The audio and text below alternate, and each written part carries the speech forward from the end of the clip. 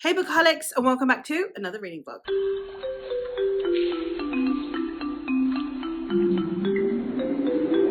In today's reading vlog, I'm going to be reading some self-pub books. I had no vlog actually planned for this weekend. My vlogs, for those of you who don't really care about what dates things go up, my vlogs go up on Thursdays. So this week's vlog, because today is Thursday, will have gone up today. But I didn't actually have another vlog planned until Saturday, because Saturday and Sunday of this weekend, which is from the 20th to 21st, we have a magical readathon 24-hour all-nighter. It's like a more intensive version of the magical readathon. I'm going to try and stay up as late as possible. I'm going to try and sleep as little as possible, which means that I am going to be doing the very intensive 24 hours. So I'm going to do a vlog for that, in which I'm going to try and read as many books as humanly possible in those 24 hours. Going to dedicate it to basically just reading, which is great, except for the fact that then I have today, which is Thursday, tomorrow, which is Friday, Saturday morning, because the 24 hours starts at 2 p.m. on Saturday, and I also have Sunday afternoon and evening, because again it finishes at 2 p.m. on Sunday. I have all of these gaps that make up basically 3 days worth of reading that I am not vlogging in any capacity, and I initially kind of was okay with that because I have planned out my vlogs for the month so that I am able to get the content that I am wanting to make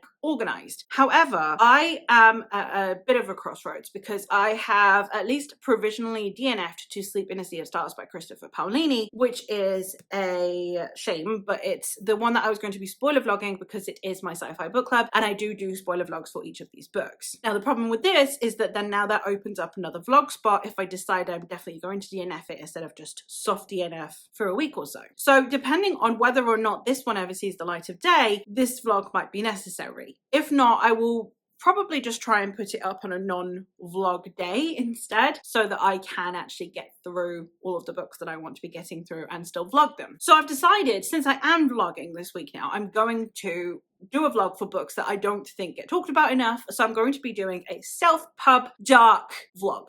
Basically, I did receive an ARC for one book. I have purchased the other, but it is an author I have received ARCs from before and very much would love for you all to check out. So I have two authors that are self-pub that I really admire and really like their works, and I would recommend you check out. The first one that I have is A Dark Most Fair by L.M. Riviere. This one is a dark epic fantasy. I'm going to read out the synopsis that she gives, not because I can't summarize it, because I have already started this one. I will get to that in a moment, but because the way that this is presented sets the tone better than I can. But the synopsis for this one goes: "You should know I did it. Before you trouble yourself to read any further, you won't find an innocent woman in these pages. I am every bit as evil as they say I am. A murderer, a liar, a kinslayer. The gods, they say, save their worst punishments for those like me. Those who covet what isn't theirs. Those who slay their own blood. Those who lie about it after. I am a woman who murdered for a man. There isn't a hell black enough for one such as me. I am every inch a sinner, and I will get what I deserve soon." So obviously it starts out where we know that this woman has killed someone. It starts out with basically that synopsis is the opening pages, like the prologue page. We know that she has murdered someone, and we don't know who. Now I am on the third chapter of this book, and I can say that I suspect I know who she's going to kill, but I don't know still. And we are following this woman who is a princess. She is the king's daughter. The king was married to a woman who was potentially of less noble birth. While he clearly cared for her and she was his wife, she was not as well regarded as would be preferable for a queen. When she dies, he remarries. His daughter by his first marriage is somewhat cast aside, and his new wife, who is the daughter of the king of a neighboring country, is held with much more prestige, and thus so is her daughter, the king's younger daughter. And we are following it as we have this woman who is wanting, if she's going to be kept in the shadows, to at least have a life. And that's what we've gotten to so far. I'm really liking the voice that we have of this. I'm really liking the way that this is like heavily intrigue, almost thriller vibes, but we've also got this epic fantasy. We've also got this fairy tale-ness woven in with the stepmother thing going on. And for the most part, it's just really, really captivating. It's also very short. It's not a very long book, so I suspect I will get through it in no time, but I am very excited to get to this one. The other one that I am hoping to read in this slot, in this vlog, is going to be There's Something Wrong in Hugo Creek by Lumen Reese. Lumen Reese is an author I've raved about before. The Witch Wife series, which I'm hoping we're getting another installment of at some point. I adored. I really, really loved that book. I've also read To You Shall All Flesh Come by this author, which is a vampire horror, which again, fantastic. I have the sequel to that to read as well, but probably won't get to it this month. And then I have just so many recommendations by this author, so I would highly recommend you check her out as well. The specific one that I am reading is her newest release, and the synopsis for this one goes: the Hugos have run Hugo Creek for 30 years. That boy's been rotten to the core for almost as long. A solitary farm out in the plains of Texas, South Abilene, a posse led by Rolly Hugo inflicts a shocking act of violence on the Haney family. The matriarch of the Haneys, what's left of them, is Alice. She's in her 50s, a first-generation Chinese immigrant. She soon finds that justice is not going to be easy to come by, and so she sets out alone on a bloody path to vengeance. What she finds in Hugo Creek is a fiefdom cut off from the world, where deserters have their hearts ripped out, and the eviscerations are attributed to a ghostly figure that walks the mining camp at night. To have any hope of avenging her murdered husband, Alice must break the fearful spell, or shatter the clever illusion that binds the town. And that means first unraveling the mystery of the bleeding woman. I'm very excited for this. Again, I really enjoy Lumen Reese's writing, so I suspect I'm going to have a really good time with this. So my hope is that I will read the first book throughout today. As I said, today is Thursday, and a chunk of it potentially also tomorrow, and have it finished by about midday-ish tomorrow, or like by the time my kids come home from school tomorrow. And then the idea would be I would start Something's Wrong in Hugo Creek, which again is also not very long. It's 250 odd pages, which I would then also potentially read Friday evening, Saturday morning, and Sunday evening. And if it bleeds into Monday, it bleeds into Monday. It's no problem. So that's my plan for this vlog. We'll see how well or not that goes, but that's my hope. So we will see. I mean, the vlogs are either going to get redistributed so that I can accommodate for the lack of To Sleep in a Sea of Stars, or I do still make the To Sleep in a Sea of Stars vlog, and this one just goes elsewhere. We shall see. But that's the update for now. So I will hopefully check in once I have read a bit more of the first book. Hopefully by this afternoon, I will have gotten a decent chunk of the way in, and then I will be able to give you some thoughts.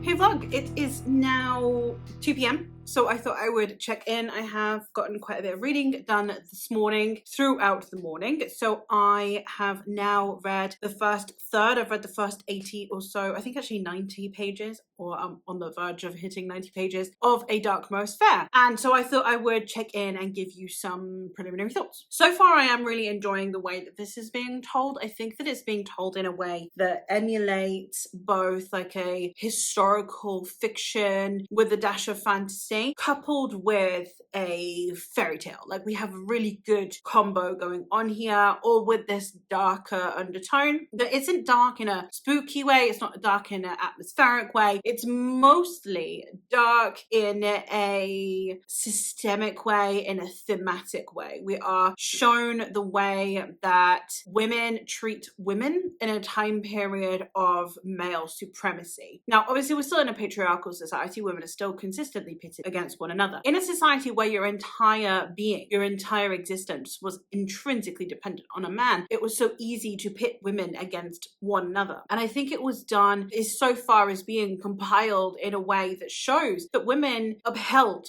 the patriarchy. They upheld male supremacy because they were so busy fighting amongst themselves, which is something that we see systemically across the world. You have culture wars to distract from class wars. You have racial wars to distract. You have infighting amongst groups of people from a similar social spectrum, and they are fighting each other as a means of distraction, as a form of systemic upholding. And in this case, we have it where you have this stepmother and the way that she treats her daughter versus her stepdaughter, specifically upholding this patriarchal society through her mistreatment of her stepdaughter, who could have proven to be a very useful ally. That's what I always find interesting with these stories, is the way that this story specifically is angling it, is that that if she had been maternal to our protagonist, she literally could have had her sent off as a political pawn in a way that would have benefited her, but instead she alienates her, and the eventual way that that will treat her will be very interesting. I'm enjoying it for the most part, and I would recommend you check it out. So far so good. I'm looking forward to continuing, and I will hopefully do so soon. So I will maybe check in tonight, if not early tomorrow morning, to let you know how much more progress I am able to make with this one.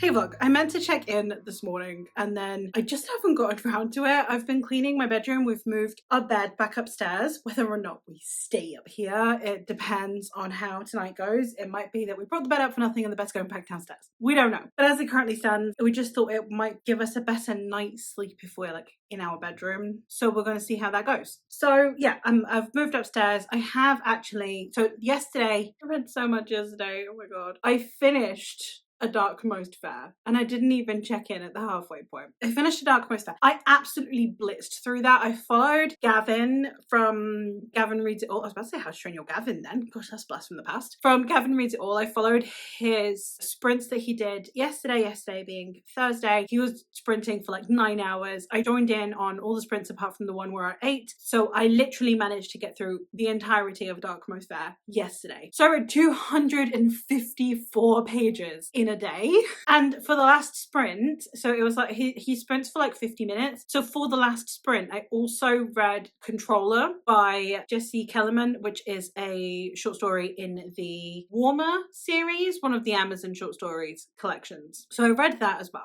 So A Dark Most Fair, I gave this 5 stars. This was a fantastic book. I had such a good time with it. Dark folklore with a kind of mystery thriller element, the type of thrillers where you are told that a crime is going to happen and you get the build up until that point. We also have a lot of dismantling internalized misogyny in a way that I've really appreciated, because it showed the way that women are pitted against each other, the way they vilify each other. And it's a story that we've seen so many times, that we see women who are writing stories about women and their main antagonist is a woman. But in this one, it's done in a way that's deliberately highlighting how misogynistic that is. So I really appreciated that angle for this. So fantastic story. Writing style's impeccable. I really did appreciate everything about this book. Please go check it out. I would recommend from the roof to the floor. You know, just everything about it, top to bottom. Amazing. Within this one, I think one of the things that I really appreciated as well is the way that it has toxic romances, but also we have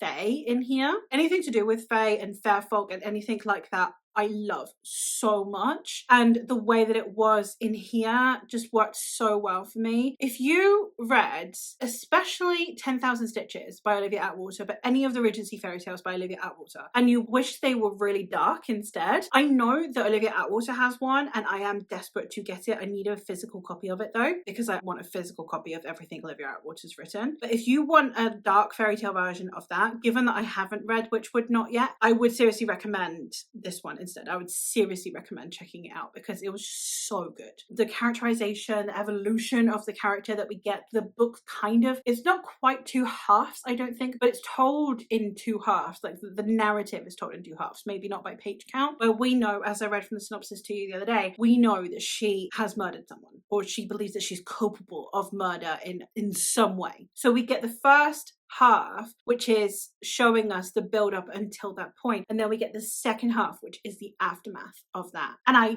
really appreciated the narrative structure in this. It was very Count of Monte Cristo-ish, but not like it's Count of Monte Cristo, but the same way where you have the 2 halves, where you have the build up to that point and then the aftermath of that point, and that they feel slightly different. And I really did love that. And can you tell I liked this book? Fantastic book. Would highly recommend. Controller, on the other hand, which again, it was only 30 pages. I just read it for the last sprint so that I could still join in with the sprint, because I was on my phone. I was like, was there doom scrolling? I could just read something and chuck it on my magical readathon reads. So basically, that's what I did. I just chucked a book onto my Magical Readathon TBR, and I ended up with reading Controller because it has a fan on the cover. One of the prompts is to read a book with technology on the cover. That's what I did. I picked that up and it was fine. It was really lackluster. It kind of was like if you had the relationship between Howard Wolowitz and his mother, which is incredibly toxic, but you made it dystopian and you made Howard Wolowitz even more of an asshole and the mum even more demanding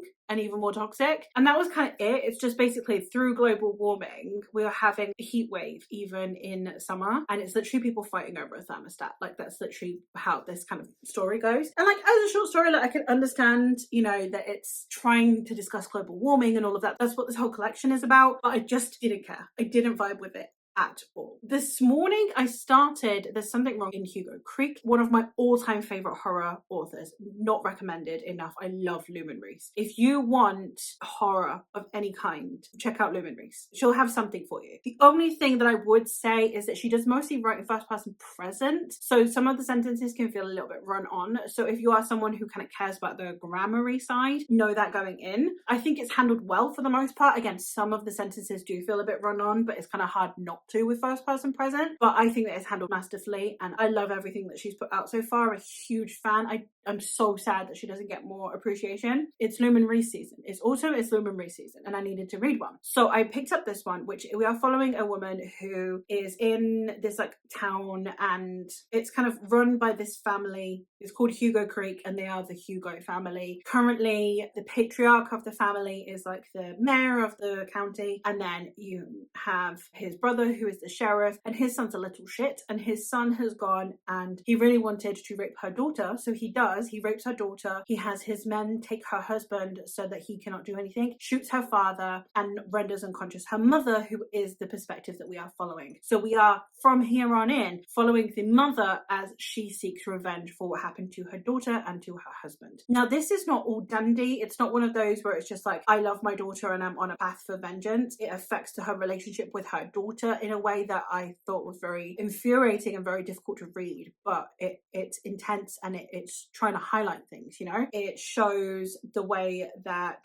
the mother feels about her daughter's husband and his involvement or lack of involvement, etc. All of these things. I just think that so far the bit that I have read has been really, really good. So tonight I am planning to continue this and it will probably also bleed into tomorrow morning where I will hopefully read it until I finish it and or until the Magical Readathon All-Nighter starts, in which case then I would switch to my Magical Readathon All-Nighter books because I would really like to see how many books I can read in those 24 hours. So I want to start like with a clean slate. So if I have to pause Hugo Creek and then come back to it after 2 p.m. on Sunday, that's fine. So yeah, I am really looking forward to getting to those. This vlog and thus that book would pause tomorrow at 2. So let's see how that goes. But yeah, I'm really, really enjoying this book so far. I really love the writing style. I really love the themes and the way that it's being described. The atmosphere is very cool. It's feeling a little bit Wild Westy, but like a little bit further along in the timeline. Late stage homesteading is kind of where I'm putting it at.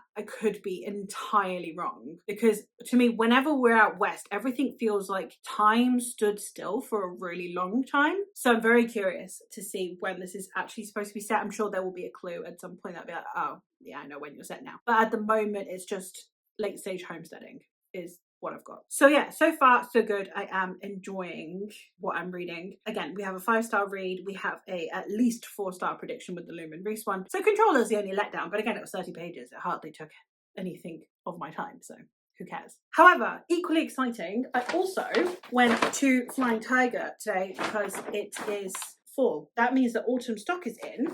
So naturally, I had to buy this. All right, let's start with this. So I got a pen that has a mushroom on the top. Now, tiger pens notoriously suck. So I might need to replace the ink on this and just like take the ink out of a Bic and put it in here because they are awful pens. But it is a beautiful little mushroom. So I couldn't not buy it. So if I then have to actually buy the ink separately, who gives a shit? I got some shrooms. We have this little one, which is very dinky and very cute. We have its older brother, which is this one. It's like a burgundy, brownish, mauvish kind of combo going on there.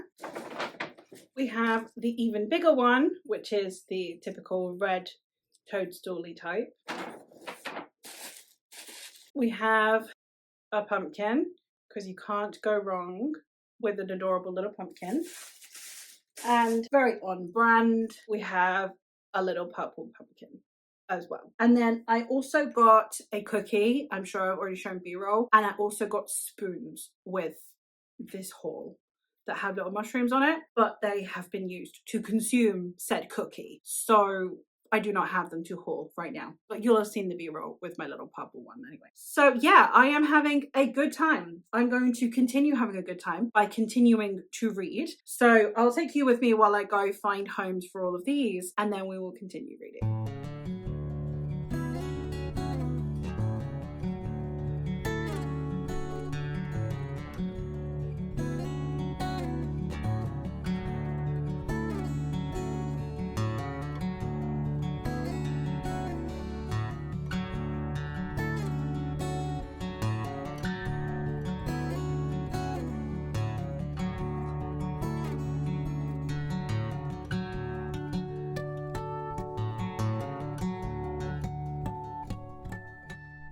Hey vlog, it is 2 p.m. now, which means that the Magical Readathon all-nighter will be starting in actually just less than an hour, because it's 2 p.m. UK time, which is an hour behind me. So for me, it will start at 3 p.m. I have managed to finish There's Something Wrong with Hugo Creek. I really liked this. This has come out at 4.5 stars. I think that this one, it really did a good job of showing the struggles that these characters go through. It's not just, we're going to go seek revenge. They are presented with obstacles, the way that their moral conflicts come in with this, that not necessarily against the bad guys, but against the people that are working for them, etc. The way that that can sometimes land them in certain positions, the whole shebang. I think it was done really well. The reason this hasn't got a full 5 stars from me is just basically due to the fact that I'm not a fan of westerns. So there were kind of some of the more typical western scenes that, while I think handled really well, it's just not really my vibe.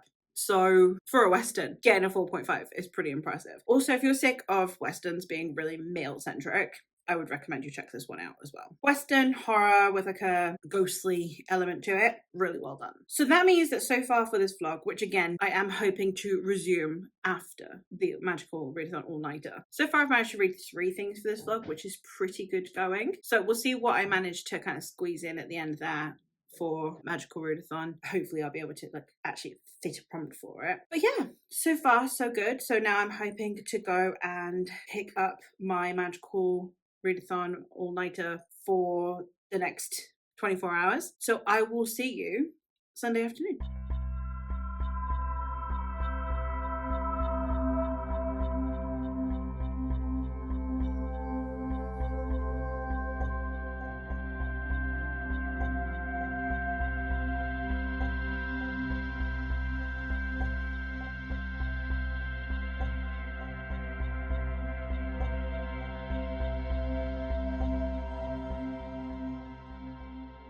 Alright vlog, I'm checking back in because the Magical Readathon all-nighter is now all done. It is finished and I have read a load, but I do have about 70% of one of the books that I had kind of thrown onto a TBR for the all-nighter. I didn't expect to get through all of the books from the all-nighter, but I had actually started this one, so there's no point in me like stopping and changing to a different book. And it actually suits the vibe perfectly because this one is another self-published dark fantasy adjacent story. In this one, it is a Victorian inspired one and it is Half Killed by Quenby Olsen. I love anything that Quenby Olsen puts out. I'm really liking the writing style in this so far. This one is about a woman who used to be able to kind of like get in touch with the paranormal, and she's decided she wants nothing more to do with it. She doesn't want to touch the paranormal world anymore. However, she is then summoned in to help out with something and ends up getting embroiled in something that she really doesn't want to be caught up in. I am really liking the way this is told. I'm really liking our protagonist because our protagonist is someone who is very sensible. One of the things I really like about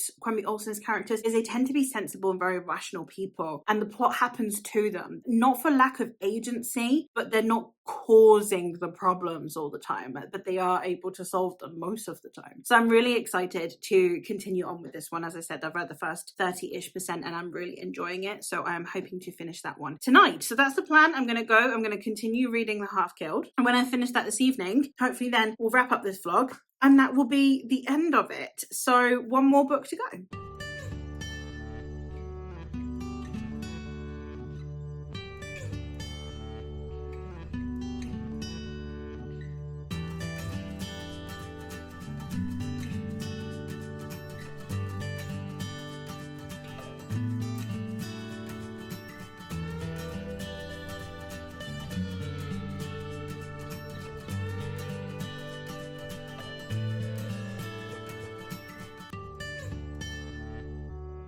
Hey vlog, I have now finished The Half Killed by Quimby Olsen, so I thought I would check in. I've realised that I haven't actually really talked to you about this book at all because I mentioned it in the other vlog. So it is mentioned in that other vlog, so I will leave that linked in case you want to watch it. But this is the story of a young woman who can see beyond the veil. She's like a human Samhain. So she touches the other side and it is not a pleasant experience for her, to the point where she eventually tries to kill herself. She's unsuccessful in this, and then she has spent a long time recovering. And now a string of murders has begun to happen, and she is once again potentially going to get roped back into the thing that she is trying to flee from. This is a very fascinating combo of genres for me. So it is a mixture of both a paranormal Dickensian murder mystery investigation and a historical Victorian romantasy. Like, we have the two combined, and I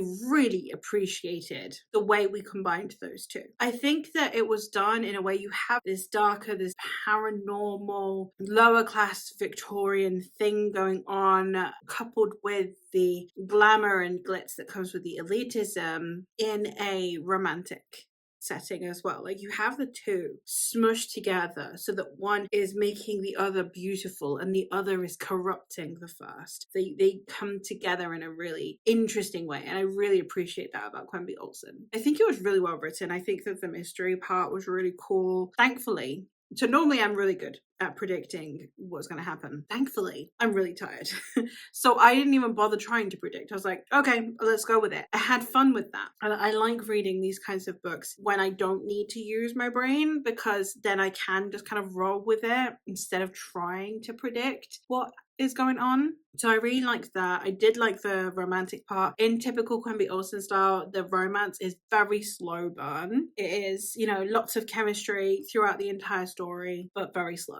Obviously, this is a quick book. It's 250 pages, so it's not like it's going to take you all eternity to get to the point where you want to get to, but by romantasy standards, it is slow burn, and I really like that. I like my romantasy to either be super, super slow burn, so that then, like, the romance is not really at the forefront. It's just something that is unfolding in the background, which happens a lot in this style of Regency or historical romances, I find. Or I want the romance to get going quite quickly so that then we can see the evolution of the relationship and then become more and more entwined. Either or. I don't like these ones that kind of half-ass. It's like enemies to lovers and they're enemies for 5 minutes, but then they're lusting after each other for 400 pages. I can't be bothered with those. Not my vibe. Random tangent. I had a great time with this and I would highly recommend you check it out. That does mean that I have in fact finished with this vlog. So far in this vlog, I have read A Dark Most Fair by L.M. Riviere, which I gave 5 stars. I really, really did like this book. I need more people to check it out. It was a fantastic blend of folklore, historical, romantic, dark fantasy. Fantastic mashup of genres. Needs more love. I use this one for Psionics and Divination D, a book from a theme from a recent dream. I have been listening to historical, informative, mostly medieval podcasts for a while now. Basically, then in my dreams, they kind of materialize in an odd way. And I've kind of figured that an odd, not quite historical book would work well to go in conjunction with that. I wasn't expecting it to be like, my dreams aren't dark, I don't really have nightmares, but it's medieval but not medieval, it's whatever my brain is conjuring up in the background there. So I figured that this would work for that. It's not quite accurate, but it's close enough, I think. The next one that I finished is There's Something Wrong in Hugo Creek by Lumen Reese, who is one of my favorite horror authors at the moment and is incredibly underappreciated. I really liked this, even though it's a Western, which is something that I normally really don't vibe with. I still enjoyed it a lot, and it's got a 4.5 from me. This one I read for Astronomy Q, which is to read a genre you don't read often. I do really like horror, but I don't read it often. It's definitely not like, it's one that I would like to read more of, and it's one that I really enjoy, but it's not one that I gravitate to on a particularly frequent basis. The next thing that I picked up just to tide me over for a sprint of some kind. I can't even remember which sprint, but it tided me over for a sprint, and that is Controller by Jesse Kellerman, which is one of the Amazon short stories from the Warmer collection. It's only 30 pages. I didn't really vibe with this. I don't think that it did much of anything. Like, I think it was amusing, I suppose, but it's not something that I'm ever going to think about again. I will have completely forgotten about its existence a month from now. This one I used for Astronomy O, which is a character with an invisible illness, and our protagonist has anxiety. So that counts. And then the last one that I have read for this vlog / the previous vlog as well, The Half Killed by Quenby Olson. And this one is another one that I have really, really enjoyed. I've given it 4 stars. I think it's come out 4.5 on Corpal. I'm giving it 4 stars on Goodreads. I really did enjoy this one. I really love the mashup of genres that we've got going here. For this one, it is an O in Shapeshifting, which is a genre blend. And of course, as I said, it's a huge matchup. Plot wise, you've got both romance and mystery. Setting wise, you've got both paranormal and historical. There's enough genres to go around, so this one works for that perfectly as well. So there you have it. Those are all the books that I have managed to read for this vlog and for this week, aside from my brief interlude of 24 hours. But yeah, let me know if you've read any of these and your thoughts on them, especially because they are from mostly very underhyped authors and authors that I would like to shout out more, aside from Controller, which, as I said, it was just to kind of tide me over for some sprints. When it comes to L.M. Riviere, Lumen Reese, and Quenby Olson, they're all authors that I think just deserve so much more love than they get. So I'd highly recommend you check any of them out. Based on my liking of these books, if there are any other books that you feel are really underhyped and underappreciated in a similar vein, leave them down below and I will try and check them out. But that is all for me for today, so thank you ever so much for watching, and I'll hopefully catch you in another one soon.